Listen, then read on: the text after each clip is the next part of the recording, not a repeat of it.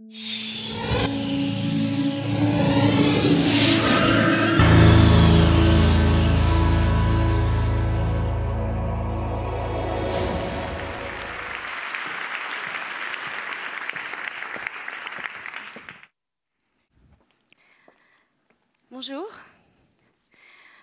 je suis la fille d'un faussaire. Pas n'importe quel faussaire. Quand on entend faussaire, on comprend souvent mercenaire, on entend fausse monnaie, on entend faux tableau. Mon père n'est pas de ces hommes-là. Pendant 30 ans de sa vie, il a fabriqué des faux papiers, jamais pour lui-même, toujours pour les autres, et pour venir en aide aux persécutés et aux opprimés. Laissez-moi vous le présenter. Voici mon père quand il avait 19 ans. En fait, pour lui, tout a commencé pendant la Seconde Guerre mondiale, quand à l'âge de 17 ans, il s'est retrouvé propulsé dans un laboratoire de faux papiers. Et il est devenu très vite l'expert en faux papiers de la résistance. Et là où l'histoire n'est pas banale, c'est qu'après la libération, il a continué à faire des faux papiers jusque dans les années 70. Et moi, quand j'étais petite, je ne savais rien de tout ça, évidemment. C'est moi au milieu qui fait la grimace.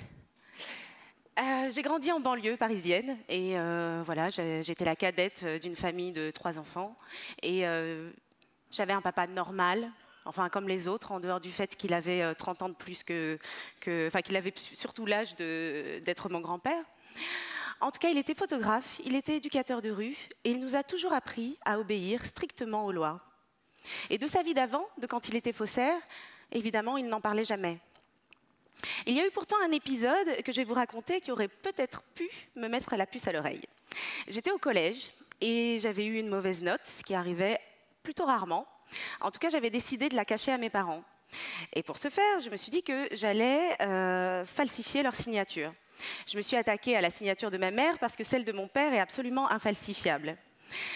Alors, pendant un petit moment, j'ai pris des feuilles de brouillon, je me suis entraînée jusqu'à ce que j'ai le bon coup de main et je suis passée à l'acte.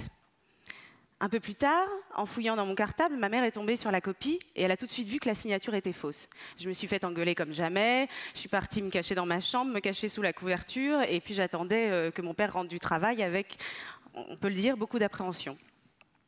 Je l'ai entendu rentrer, je suis restée sous les couvertures, il est rentré dans ma chambre. Il s'est assis sur le coin du lit et puis il disait rien, donc j'ai retiré la tête de sous les couvertures et quand il m'a vu, il a éclaté de rire. Il a éclaté de rire, il ne pouvait plus s'arrêter et puis il avait la copie dans la main et puis il m'a dit « Mais enfin Sarah, tu aurais pu t'appliquer, tu vois bien qu'elle est trop petite. » Effectivement, elle est un peu petite. Je suis née en Algérie. Là-bas, j'entendais dire que mon père était un moudjahid, ça veut dire un combattant. Et puis plus tard, en France, j'aimais bien laisser traîner mes oreilles pour écouter les conversations des grands. Et j'entendais toutes sortes de choses sur la vie de mon père d'avant. Et j'entendais surtout qu'il avait fait la Seconde Guerre mondiale, qu'il avait fait la guerre d'Algérie. Et moi, dans ma tête, je me disais que faire la guerre, c'était être soldat. Et connaissant mon père, et qu'il n'arrêtait pas de dire qu'il était pacifiste et non violent, j'avais quand même beaucoup de mal à l'imaginer avec un casque et un fusil. Et effectivement, j'étais loin du compte. Un jour, alors que mon père constituait un dossier pour qu'on obtienne tous la nationalité française, j'ai vu passer des documents qui m'ont interpellée.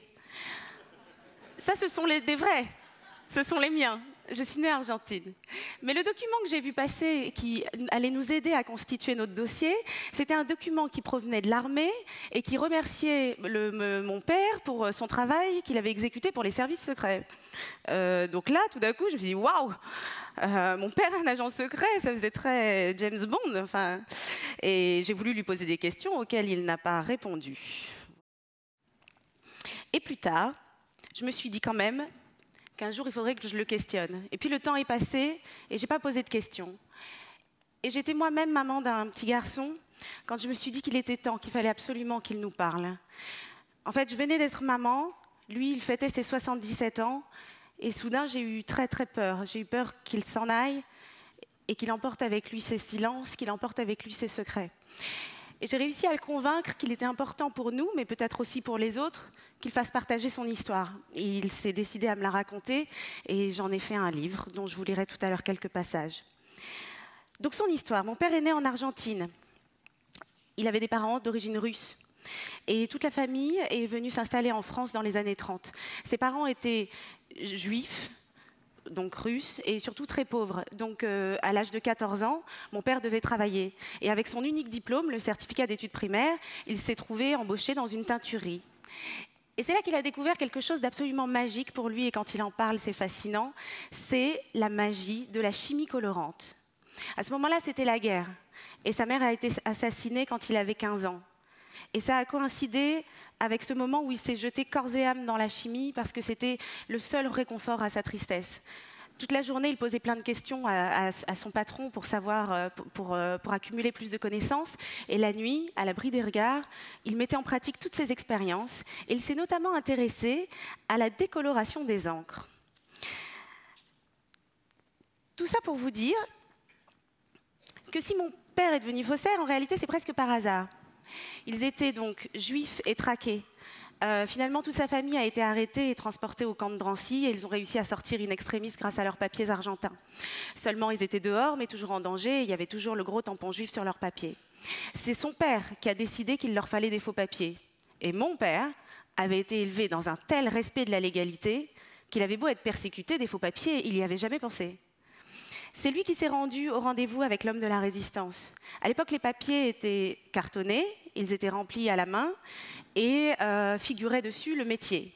Il fallait, pour qu'il puisse survivre, qu'il travaille. Il a demandé à cet homme de le mettre teinturier. Et soudain, l'homme a semblé très, très intéressé. Comment ça, teinturier, tu sais retirer les taches d'encre? Évidemment, il le savait.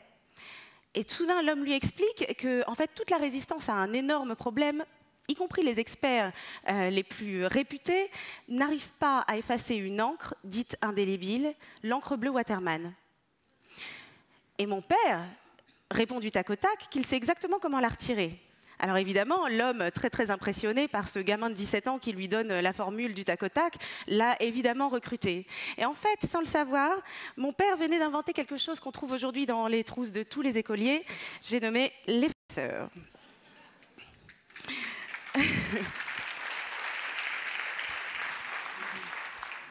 Mais ce n'était qu'un début. En fait, c'est mon père, là. Toujours. Dès son arrivée au laboratoire, bien qu'il était le plus jeune, il a tout de suite vu qu'il y avait un problème en termes de fabrication de faux papiers. En fait, tous les mouvements se contentaient de falsifier. Seulement, les demandes étaient de plus en plus nombreuses, que c'était difficile de bricoler des papiers existants. Il s'est dit qu'il fallait fabriquer. Il a lancé l'imprimerie, il a lancé la photogravure, il s'est mis à reproduire des tampons, il s'est mis à inventer toutes sortes de choses avec du matériel, il a inventé une centrifugeuse avec une roue de vélo. Enfin, tout ça, en tout cas, il fallait qu'il le fasse parce qu'il était absolument omnibulé par le rendement. Il avait fait un calcul simple. En 1 heure, il fabriquait 30 faux papiers. S'il dormait 1 heure, 30 personnes mourraient.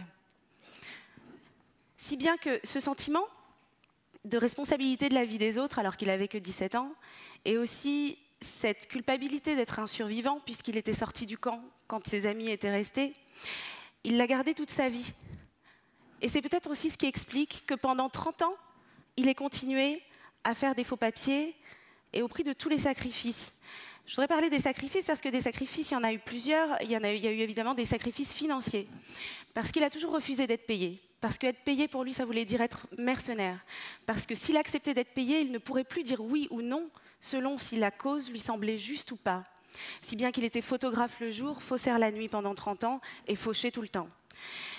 Et puis, il y a eu des sacrifices sentimentaux. Comment vivre avec une femme tout en ayant autant de secrets? Comment lui expliquer ce qu'on va faire la nuit dans le laboratoire, toutes les nuits? Évidemment, il y a eu un autre type de sacrifice d'ordre familial que j'ai compris plus tard. Un jour, mon père m'a présenté ma sœur. Et d'ailleurs, il m'a expliqué que j'avais aussi un frère. Et la première fois que je les ai vus, je devais avoir un autre frère, je veux dire.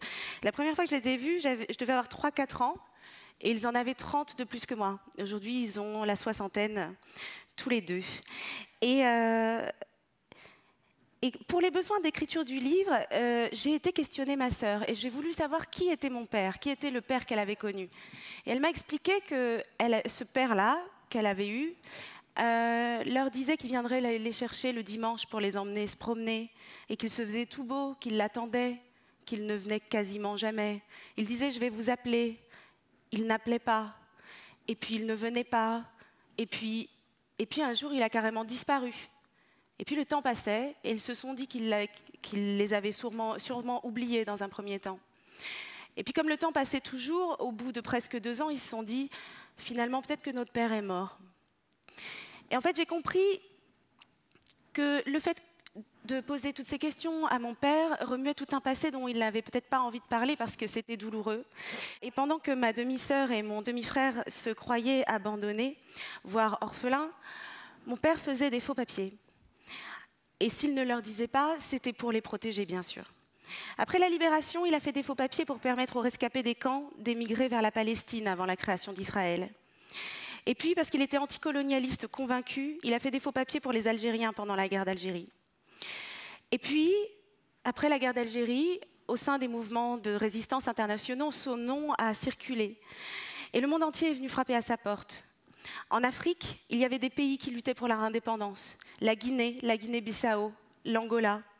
Et puis mon père s'est lié avec le parti anti-apartheid de Nelson Mandela. Il faisait des faux papiers pour les Sud-Africains noirs persécutés.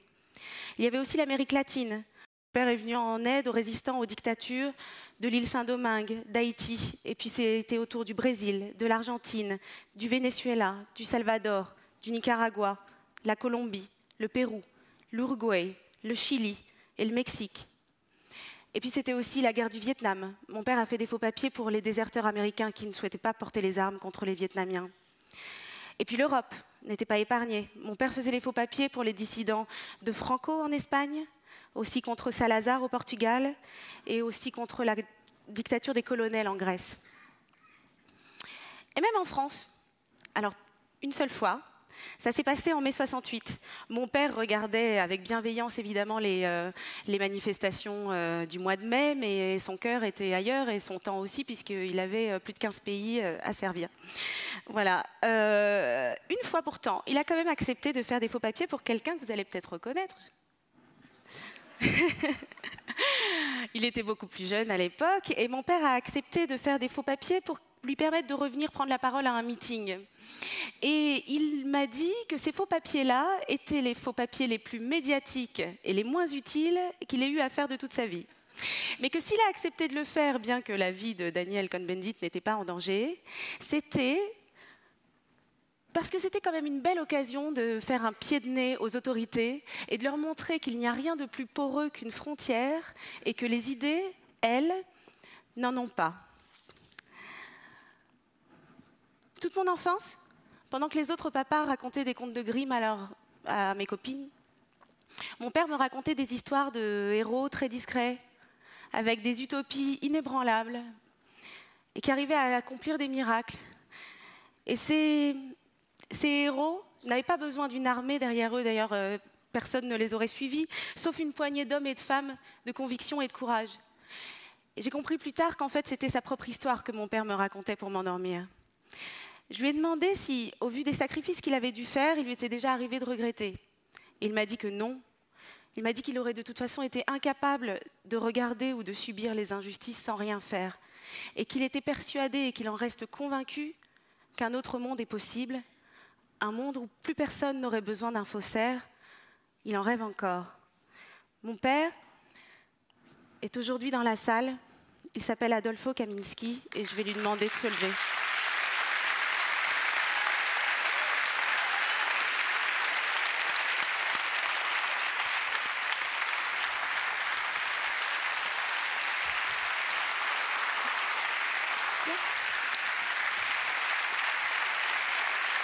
Merci. Merci. Stress.